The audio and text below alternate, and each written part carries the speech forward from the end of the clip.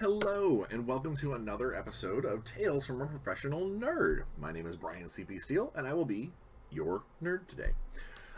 First and foremost, I want to go ahead and thank everybody for all the kind words last week. I know last episode there wasn't really an episode because I was dealing with some family stuff. It was pretty heavy and thankfully short. It did not. It didn't last that long. It didn't uh, keep us in a bad way or anything like that. We got through it. We are on the other side, and we are positive about it, about everything else. So all is well. But definitely everybody who sent kind words and was like, family first, and really everybody who was saying a bunch of nice things last week about the fact that I was like, I'm exhausted and I can't do an episode. Thank you. I mean that from the absolute bottom of my heart. It's it's good. It is good to know that if I have to, in a pinch, if I have to take a week off, I can at least get on here and say, everybody, let me sleep. Um, so yeah, let's go ahead and just jump on in. It is, let's see, the week in Bryan. It has been, especially, so technically I guess it'd almost be like 2 weeks in Bryan. It has been crazy, a good one. If you follow me in any of my other social media stuff, you will know that some pretty awesome stuff happened. And it is just the tip of the iceberg. So last week, I heard back from the client where I was doing the high sci-fi miniatures game that I was helping him design that. It looks like there still needs to be some tweaking done to the engine. I may have made something a little more tactical and a little more crunchy than what he was originally looking for.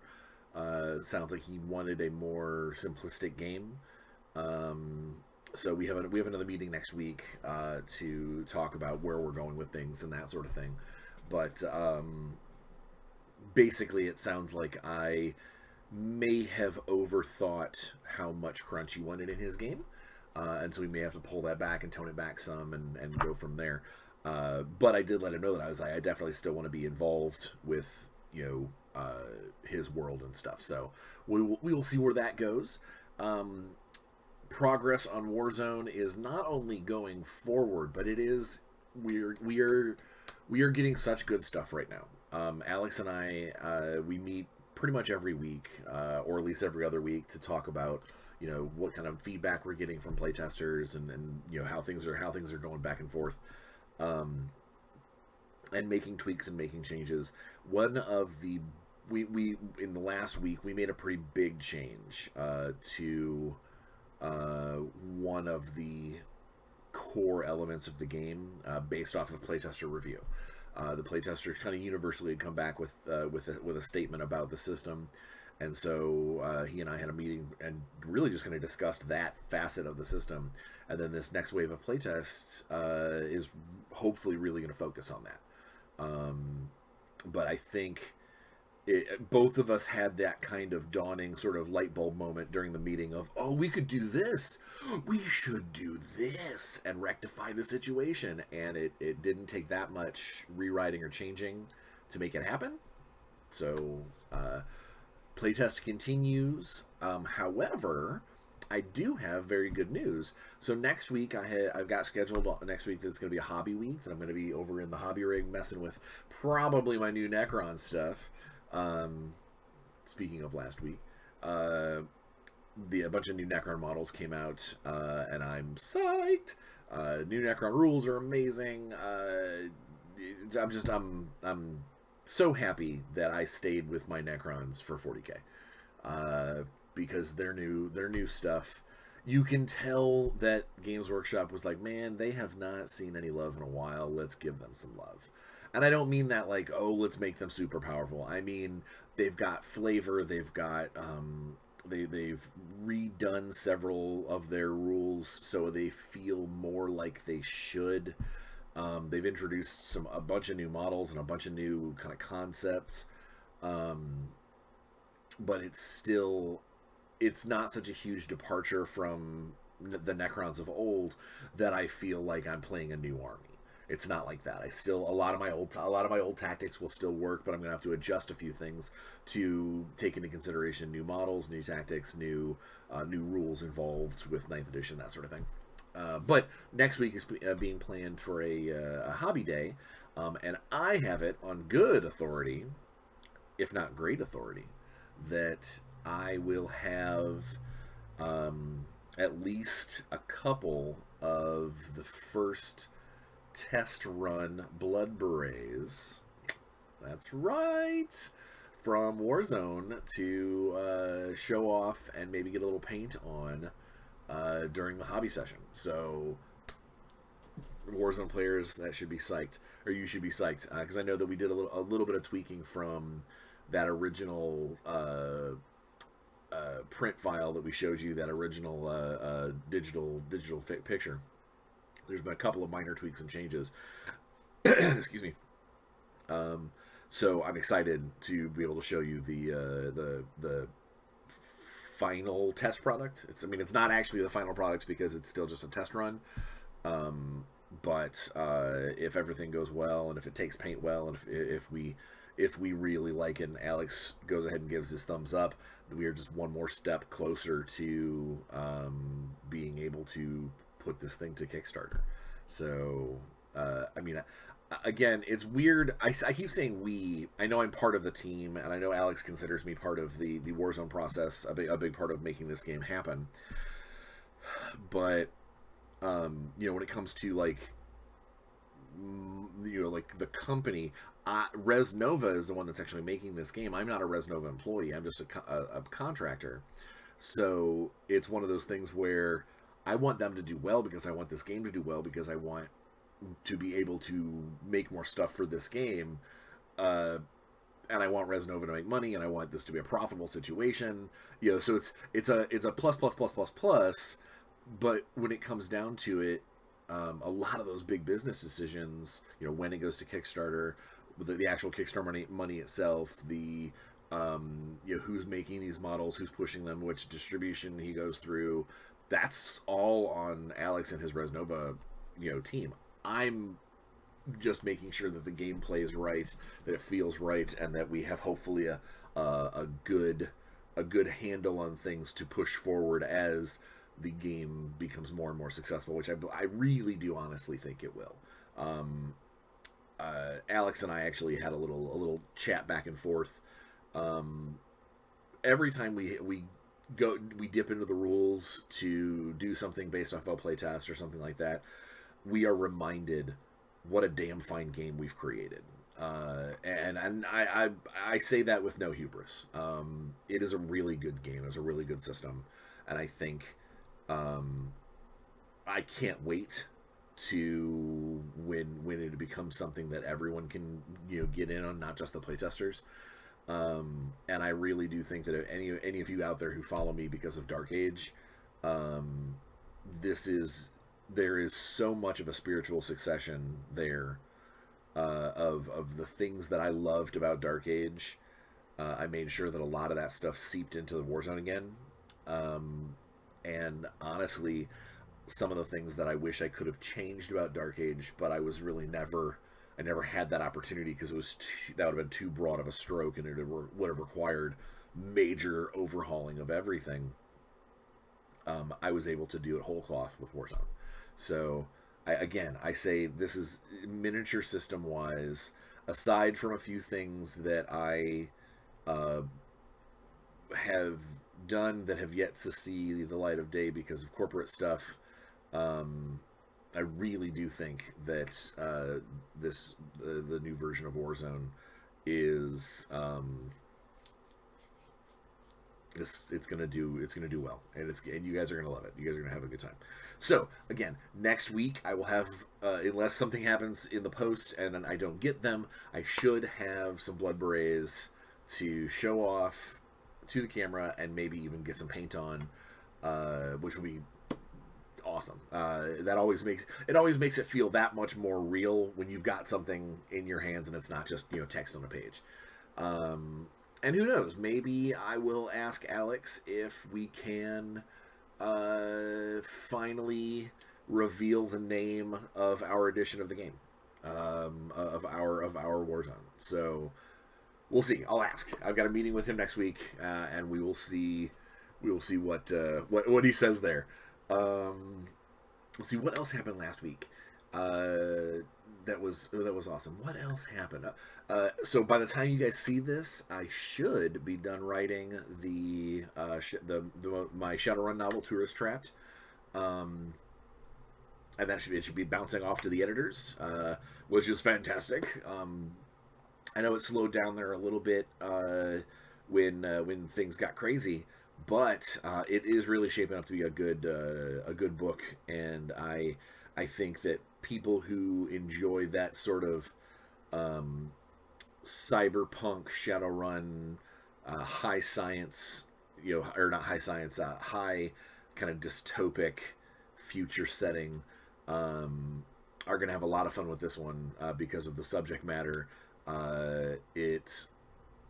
There is a lot more personal interaction in this one because of what the main character is forced to do in order to survive. So big happy there. Let's see, what else got announced last week? Oh yeah, that's right. So I've been dying to tell you. I was freaking out a couple weeks ago, and I was like, oh my god. So Renegade Games, known primarily for their board games and card games, and very recently some of their role-playing games, a couple of weeks ago announced that they acquired a pretty big collection of licenses from Hasbro. They got the My Little Pony license, they got G.I. Joe, Transformers, and Mighty Morphin Power Rangers, all from Hasbro to be able to make games, specifically to make role-playing games. There are other. They also, as shown by the Heroes of the Grid Power Rangers miniature board game, they also do. Though they also are doing games for the licenses in that way, but primarily the announcement was to start off that they were initially doing a Mighty Morphin Power Rangers role-playing game, where you get to play Rangers and get in Zords and make a Megazord and fight Lord Zed and Rita Repulsa's many minions. But which was an awesome announcement. But the part of the announcement that really kind of shined for me is that Elisa Teague, myself, and TJ Storm are the writing and design team for the Mighty Morphin Power Rangers role-playing game. As soon as I found out about it, I freaked out. I wish I could have told everybody. I couldn't. I had to wait for their marketing to spill it. But now that the marketing has spilled it, I can tell you guys about it. So Elisa Teague is the senior representative for role-playing games at Renegade, and she reached out to me and TJ, and basically we formed the initial trio for this initially the Mighty Morphin Power Rangers game, which they've also announced that they would like this. They would like this to be the tip of the iceberg, to be able to have these games be able to play with each other. So I can't speak for My Little Pony, but for like the rest of the Hasbroverse, basically like Transformers and G.I. Joe and Rangers, I know they recently said in one of the panels at the Renegade's press release, they said that they would like the systems to be compatible. As to what degree, that has yet to be seen. But initially, we are just like the one thing that we're focused on is the Mighty Morphin Power Rangers game, and I am so psyched. So uh, I used to watch the show when I was a kid. I watched it a little bit with my kid, reruns, and I didn't realize just how big the universe had gotten. So doing the research that I have, it's huge. It's a big deal. It's a big game, and I realized just how big of a license this is. This first foray into the Hasbroverse. Um, the I didn't realize how big this was until within about 20 minutes after Elisa dropped the information and went ahead and marketing let them know, hey, this is our team, this is our development team for this initial book, this initial game system. Is my Twitter exploded. I mean, like, my phone wouldn't stop chirping. It was just, this guy follows you, this guy follows you, this guy follows you. All kinds of really, really nice things people had to say.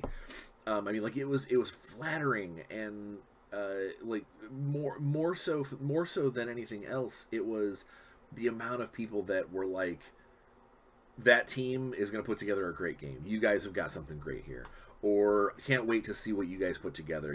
Just no doubt or hesitation. Just fans being happy that we are on the team and that we are putting this together and that it's going to be what it is. Now that I've moved forward, a week in time, and we've had a couple of development meetings, we've had a couple of writers meetings, we've started to actually put the pieces together and how this is going to work. I'm even more confident. This game's going to be badass. For the people who are like, man, Power Rangers are hokey. That is okay. The show, the old school show, especially the really, really old episodes, yeah, they're hokey, but that's okay. Because, the show is a 20-minute kids show to show off a little bit of a moral and a combat with giant kaiju suits. A role-playing game is so much more. You're going to be able to have actual interpersonal connections. You're going to have there is something to be said for, what if your Power Ranger team isn't from Angel Grove? Like, maybe you live someplace else, and the local mayor, like, has, like, Power Ranger Day. They have that in one of the shows. But that's something that, like, yeah, the original characters went to high school and they had high school lives, but that doesn't mean that you have to have that. You could play more grown-up Rangers. You can play, maybe you want to, amp up your game a little bit to a higher, a higher rating, and have a little more, yeah, we're Rangers and we fight off these giant monsters, but we're also Rangers and we, fight crime. We maybe base your game in New York, and your particular Ranger team is fighting against evil by being vigilantes. When in between giant monster fights, who knows? Who knows what you're gonna do? It's whatever you're gonna do. It's gonna be awesome. And I am so honored to have been hand selected for this team and this whole process. The fact that of what Renegade is doing, I'm blown away. And on top of all of these things, it is legitimately the tip of the iceberg of what we should be able to do with them as a company. I am protected. I'm NDA'd that I can't say some things, but I do know that we've already put some things in motion. Some wheels are turning. That if these things come to fruition, which honestly I can't see why they wouldn't, these are some of the benchmarks. These are the kind of things, like, where I consider, like, War Machine Prime, my first publication. We won Origins Awards for those. That's a big benchmark for me. I consider my work with Conan, when I worked on the video game in Norway, that's a benchmark for me. Being utterly in charge of Dark Age for 5 years from start to finish on every single model and facet of that game, that was a huge benchmark for me. Um, all of these things together form what has become my career, and I do think that while I am not a staff member at Renegade, um, I'm just a contractor like everybody else. I see a lot of very very cool stuff between me and Renegade in the future, um, and hopefully they do too. So that was the big hoopla last week, um, that struck the presses, so to speak, and just so honored and so happy to be part of that writing team, and on top of that, just be able to be working with such a, no pun intended, powerful license. There's so much to it, and I've taken a look at some of the more obscure Power Rangers comic books as of late, and again, yeah, it is always going to have that kind of kung fu movie style, kind of a little bit of hokey there, but depending on the writing, in that case, depending on the game master, it really can be a serious thing. It can be you could have a legit, like, deep role playing chronicle, because I mean, yeah, the acting in the original shows is silly, but when it comes down to it, these are extra dimensional. These are aliens that want to destroy the planet. It's not. It isn't something that should be taken lightly. And so hopefully that will reflect well when people run these games, and it won't always just be one-liners and silly suits. It'll be no, we're protecting this city or this landmark or this these people or whatever from potential extinction from these alien threats. Enough about that. I'm sure eventually I'll talk more about that. But for now, that's just where I'm at. Is that it's awesome. My relationship with Renegade is bound to go great places. This is just the beginning. The other thing that happened last week is, in fact, what today's topic is about. Before I move on, I have to do a product review, a little product thing. So I mentioned my Necrons earlier. I mentioned 40K. There is a wonderful gentleman. He doesn't have his name on here. He just has his company name, the Sigmarite Boutique. He makes custom 3D game aids, terrain, and more. He's on Facebook and Etsy at Sigmarite Boutique. I will put him in the description of the video. But he makes a bunch of cool stuff. One of the things that I saw, and I was like, oh man, I have to have one of these, is a 3D printed Necron themed, because I told him I wanted it Necron themed, point counter for 40K. So one of the new it's not high enough. One of the new things in 40K is your victory points come from multiple sources, and they have caps on them. So in this case, here I'm gonna do this. It keeps track of my command points. You can go back and forth. I'm not sure how I would ever get 20, but who knows.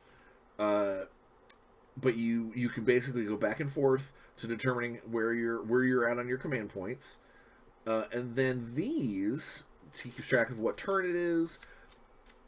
And so these are in 40K. The new scoring system is on the second, third, fourth, and fifth turn. Games are always 5 turns. You can score up to 15 primary points based off of whatever mission you're in.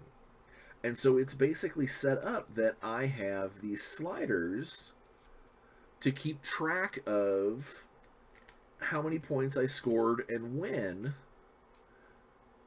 So for at the end of the game, because there's also these secondary objectives that are up to 15 points that you choose. You get 3 secondary objectives, and so by the end of the game, I can go, oh, okay, I just scored 10 plus 5 plus 10 plus 15.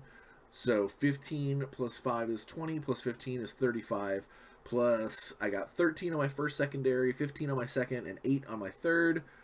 So 35, that's 48, 63, 71, 71 points that I scored. And it's a nice heavyweight printed. Like you can see how thick it is. This isn't gonna break anytime soon.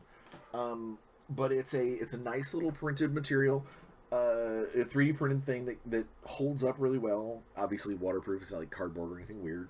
But it's got if there is one, the Sigmarite Boutique will do it in the colors that you want. He's got a bunch of colors that he said he could do. So if like you have a particular army, like in my case, I did the Necrons, so I wanted to make sure that I have my little Necron symbol on the top. He will add flair and flourish to it. But I do have one tiny critique that if you do get one of these, be ready for it. The little sliders are very loose. While they don't just fall out, it is very easy to kind of snag them on something and they might pop out. So I would make sure that you're careful with it in that instance. And during a game, because they could slide around pretty easy. During a game, you may want to just kind of have it setting off to the side and always flat. Because if you go to pick it up, they might move around a little bit, and you might have to recalculate some old scores. But yeah, so that's a pretty cool little thing I got from the Sigmarite Boutique.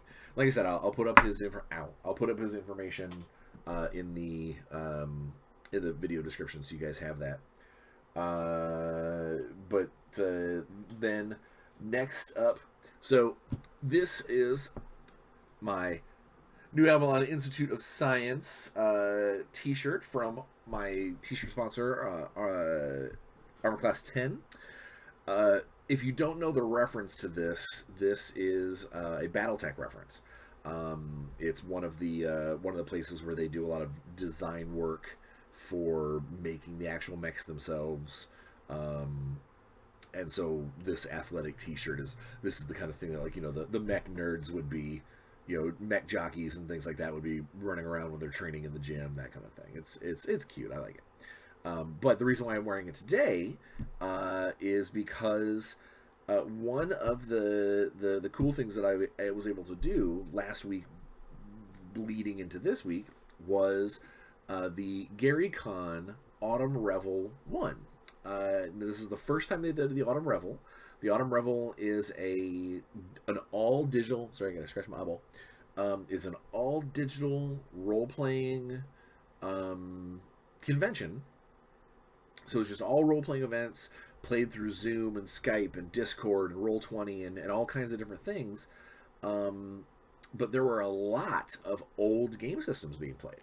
Like a lot of old D&D, AD&D, 3.5, a handful of old school Call of Cthulhu games. There was a lot going on, and considering the badge to get in was only $10 and the events were free, super worth it. If there is one thing that this whole pandemic has kind of created, is it has really enhanced digital gaming. And the idea of a digital convention, I used to kind of turn my nose up at the idea of a digital convention. I have been invited to a few in the past to be a guest DM or whatever, and there was always other stuff going on, so I never really jumped in. And in this instance, I realized what a mistake that was. So it was 4 days. It was Friday, Saturday, Sunday, and Monday, because Monday was Indigenous Peoples Day.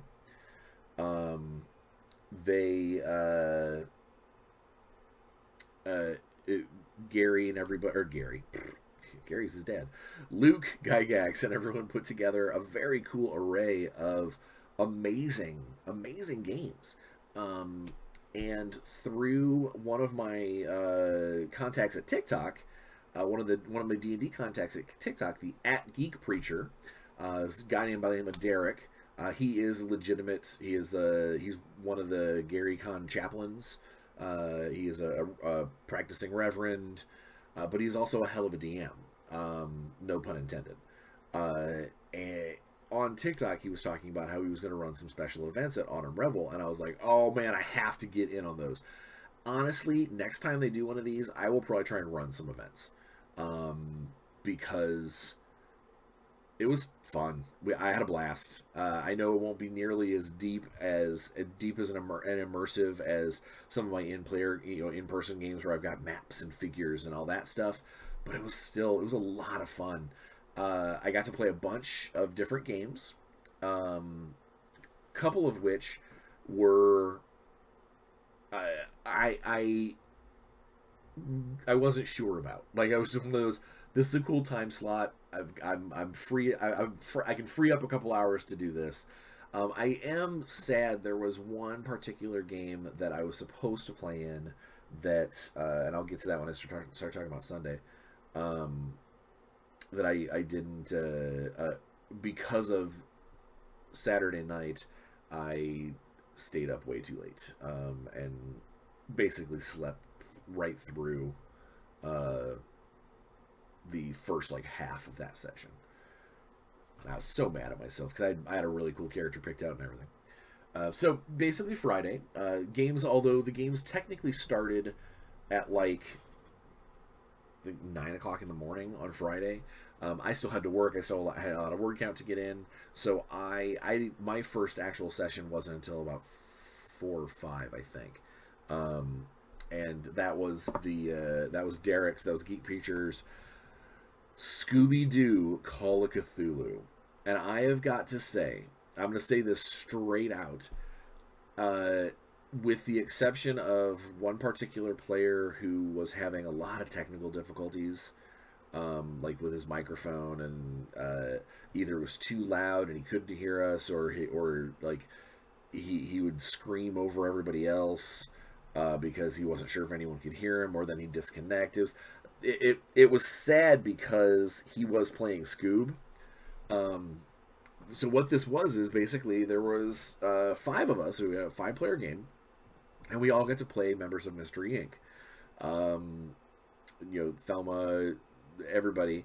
And when it came down to it, the gentleman who had the technical difficulties was like, "Can I play Scoob?" And because I was gonna, that's where I wanted to be. I wanted to be Raggy, I wanted to jump in.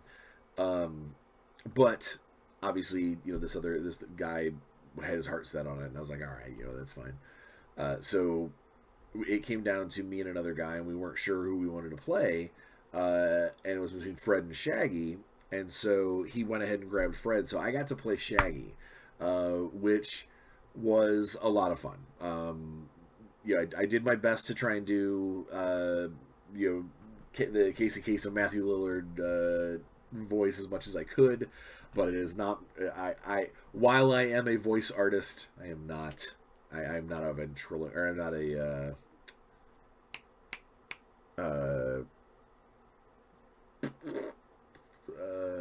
not contortionist. I don't remember.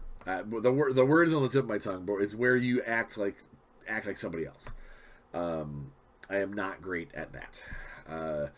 I can make my own voices, and so, but I tried. I impressionist. I tried to do an impression of Shaggy, and I did a lot of his the things that he would do. There was a lot of mommy.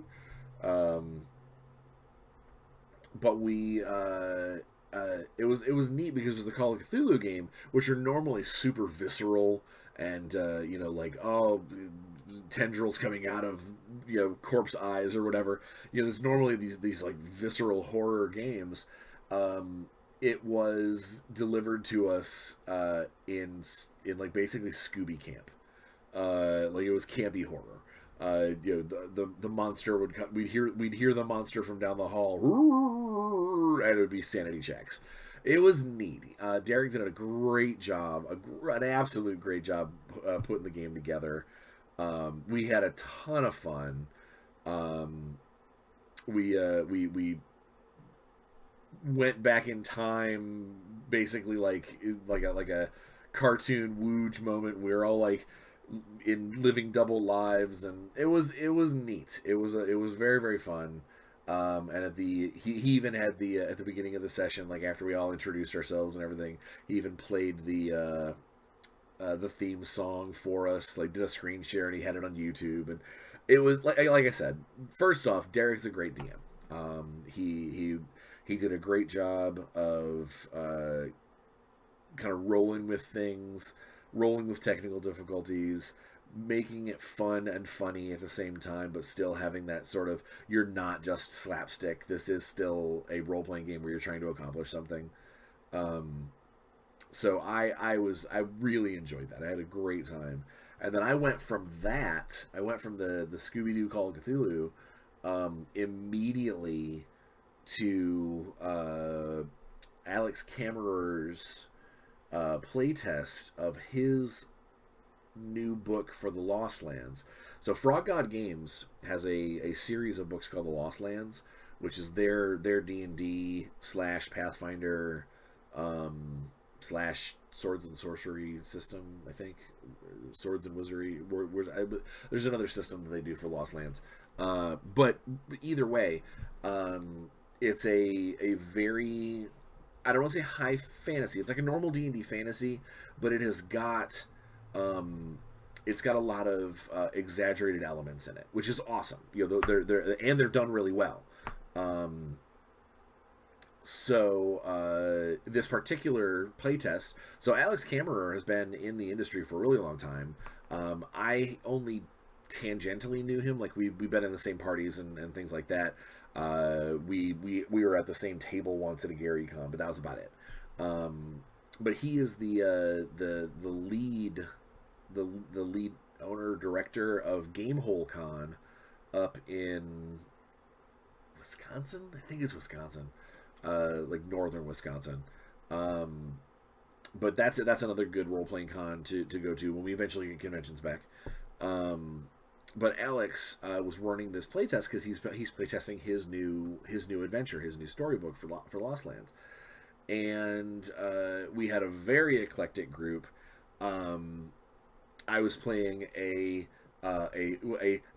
slightly touched satyr paladin, a paladin of the ancients. So I was basically like a fairy green knight, but a satyr. So I did a lot of goat things, a lot of goating involved. But you know, the group was pretty diverse, except there was this one guy who was there who was playing, and I keep forgetting because I'm so fortunate. I'm so fortunate that that most of the people I play games with they're very high theatrics. They try and do voices. They're not just there to swing swords and get loot. I'm very fortunate. I'm very spoiled that a lot of my groups like that exist. Well, we got into this game, and another industry person, she hopped on. She was just gonna watch, but we were like, no, we can get you a character made. We can get a character put together in like 2 seconds. If Alex doesn't mind waiting, we can make it happen.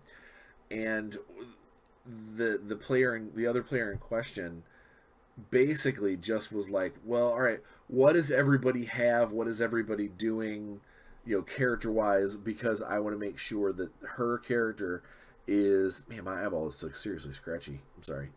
You guys are watching me just move my eyeball around. Yeah, it was very min-maxy. It was we've got this and this and this and this and this, so we don't need this. And I just ended up asking her. I was like, hey, what do you want to play?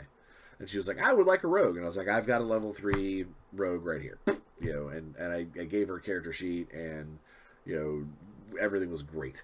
But it was an interesting game session, to say the least. Not only because we were a bunch of weird characters. Man, seriously, my eyes just all kinds of scratchy. You guys, like I said, you guys are gonna watch this and go, "What is wrong with Brian's eyeball?" But the plot was pretty straightforward. We had delivered a bunch of goods to a small village. When we got to the small village, we found out that a handful of people went missing. There's a people, there's a few people that are acting shady. Collectively, there's this one lady who is uh, the primary, the reason why everybody's disappearing. And so it was pretty straightforward when it came to like what we were supposed to do here, but how we were going to get around to doing it was the difficulty. Um, but we ended up saving the day, and one of the things in his world that is happening is um, there is some fluctuation with basically the planes that bring people magic, whether it's divine or sorceress or whatever, wherever magic energy comes from. When you tap into it, you get like this kind of pit in your stomach. You get like sort of like sick and nauseous, and like it's depending on the strength of the spell. Um, that feeling gets worse. It's never actually affects gameplay. It affects more of a role playing thing. But it was neat. It was neat because it meant that like you were constantly reminded that this was a dark place and that something's not right here. Um, so that was cool. And then eventually we got into the big fight, and he had a very neat kind of dungeon dungeon trap setup um, that was you couldn't get past a certain point in the hallway without these like symbols of fear sending you away. But if you got past them, then you were in like this shaky cavern that could collapse at any moment. It was neat. Again, it was a lot of fun, and Alex specifically said that he was like, "Hey, anybody who plays in these, I'm going to list you as a playtester if that's okay." So I earned a playtest credit just for playing and having a good time. So that was a big plus for the Autumn Revel, in the fact that there are going to be gamers that are testing some of the special events are special events that would probably cost money otherwise. That would probably be the kind of thing that were either just like an admission cost because there's so many people trying to get in. And then Saturday, what did I play Saturday? Oh, yeah. So Saturday I got to play a game that I have never played before. I had never. I had heard of the system. So there's a system called DCC, Dungeon Crawl Classics, that is kind of D&D ish, but it's got a different magic system, and some of the stats are different. But it's mostly just kind of a D20 based roll the die. Sometimes the dice are weird, where it's like roll a D17. It's like, what is that? It's a D20 that you re-roll 18, 19s, and 20s. But the Dungeon Crawl Classics is like the straight up D&D version. There is another game called MCC, Mutant Crawl Classics, which is the same system, like the same core dice mechanics and things, except you are in a super post-apocalyptic world, like tens of thousands of years after humanity came and went, and now you are like radio. The radioactivity is gone. These are all just the strains of mutants that have lived, and mutations have grown and gotten bigger, and more prolific as things progressed. So what we were actually playing in an MCC game. We were playing a Mutant Crawl Classics game, where we were all different types of mutants. There was like I think there was one pure strain human there, and he had a bunch of like cybernetics, or not cybernetics, a bunch of armor and stuff plated to him. We had a electric mutant badger person. I was a four-armed cat that had a brain that worked on a different level. We had a human that basically had boulder skin, like the Thing from Fantastic Four. We had a healing shaman who, I don't think he had any mutations. I think he was just kind of he was like a witch doctor that healed wounds. And then to top it all off, we had, that's right, a mutant cactus. So it was a cactus that had taken on people traits, which was hilarious. Yeah, like he was just super good until he ended up getting killed. Um, the game setting that we were in is that we were going to a place where a bunch of new monsters had been arriving, new and scary monsters that no one had ever seen before. And as like the tribe's hunters, we were getting together to go, find out what's up and stop these evil beasts that are disrupting all of our hunting and gathering of food. So it ended up being like basically a scientific an automated scientific cloning lab gone wrong, which was pretty gnarly. But during that game, I had learned that the person running the game was Jim Wampler. He's big in the industry. He has been for a long time. He's done a lot of old school D&D, Mutant Crawl classics. He's worked for a lot of those indie games. So that was, again, very cool. I always love getting a chance to play with other industry folk, especially when it kind of sneaks up on me. And then on top of everything, I had, because of the type of badge that I had for Autumn Revel, I was able to get into what's called Luke's Lounge. Luke's Lounge is a Zoom event that Luke holds every once in a while. Luke Gygax, he holds them once in a while, and basically everyone just kind of sits around and you talk a lot of games, you talk shop, because Luke's in the military, and a lot of the people that follow him are also in the military. Occasionally you'll get people want to talk about their service, but most of the time it's about role-playing games and just kind of games in general, or if somebody's got something they want to pitch, they're like, hey, you got to check out this cool new thing that we're doing. You've got a room full of Luke and his friends. It's not a bad sounding board to use, but so I got to hang out there for a little while, and that was just fun. It's just one of the things that I miss so much from conventions, that I miss so terribly from conventions, is getting to hang out with the people who I only see 2 or 3 times a year. It's frustrating with how COVID has not only killed all these people, but also killed the ability to hold big conventions, the kinds that companies would fly me out for. Get my drift. But here's to 2021 being better. I don't have anything to cheers with, otherwise I would cheers you, but I can't. But yeah, so Sunday came around. So Saturday night, Autumn Revel, played in a game, got into some conversations with some people online, and then Saturday night, before I went to bed, I hopped on TikTok Live. So because I've been a following now, I can go live with TikTok and do basically a live Q&A chit chat like I used to do with the Facebook groups.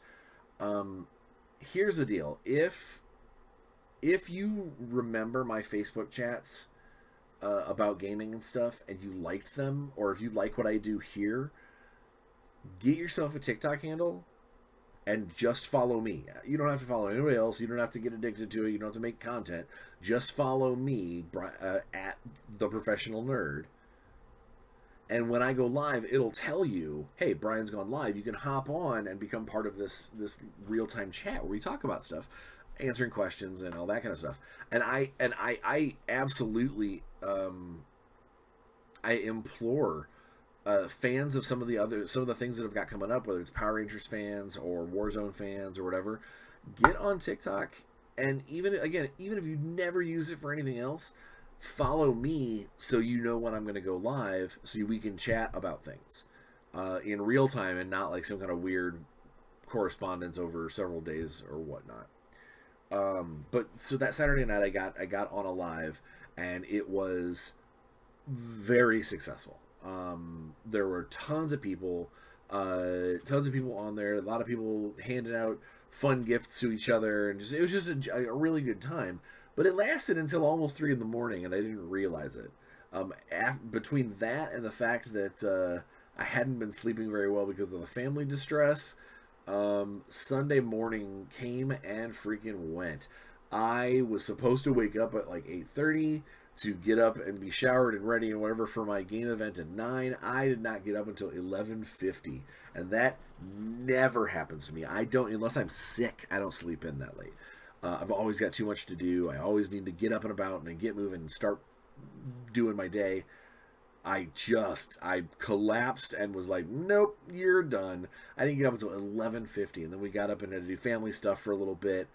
So I didn't actually like get a chance to play any events on Sunday because the events that I'd signed up for, I slept through one of them, and the other one was the other one was more of like a panel that I wanted to watch, that I didn't get around to because I had other stuff going on. Monday, for most people, because Monday was Indigenous Peoples Day, they had the day off, so they were able to play in games at the Revel.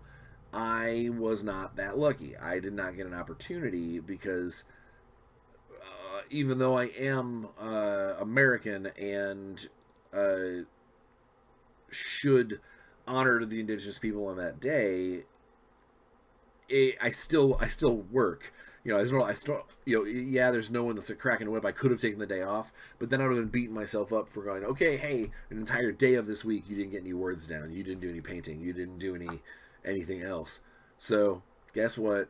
I missed out on anything special, media wise for Indigenous Peoples Day. Boo! And I also didn't play any games or anything at Autumn Revel on Monday. Boo! But either way, I know I didn't do a lot of gaming on those 3 days that I was there. Technically the 2 days that I had gaming. I know that I didn't do a ton, but I did a lot of good, solid gaming, and it was fun, and it'll stay with me for a while. It was a good experience, and I think the next time that something like that happens, the next time there's a digital role-playing game event thrown by good people, I'm going to let everybody know and put it on blast and be like, hey, you should check this out because it's awesome. Yeah, that was pretty much my weekend, and then went into this week, and it's just back to meetings and work. So GaryCon has announced. GaryCon is actually who puts on the Autumn Revel. But GaryCon has announced that as long as the governor of Wisconsin still allows it and still follows guidelines and follows the rules and puts up signs or whatever, they are probably going to go ahead and have a socially distanced, mask mandatory GaryCon up in March or April. Only because I do not know how well that will go or whether or not it will actually happen, because the closer you get, if there's another spike, they may cancel it or whatnot. I have not bought my ticket for the physical one yet, or the hotel stay or anything. But what I did do is I went ahead and put myself on the name of the Ethereal GaryCon, which happens on the same weekend. Basically, it's while a bunch of people are having a physical show, there's also going to be an ethereal show, which is the digital version, basically like the Autumn Revel, except a straight GaryCon.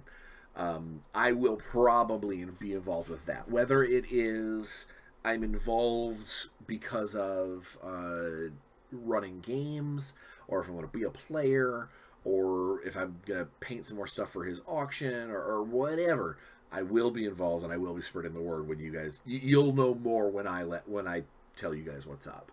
But yeah, so it's been a great. It turned, for having such a poor showing last week because of drama, things turned around, and I'm in a very good place now.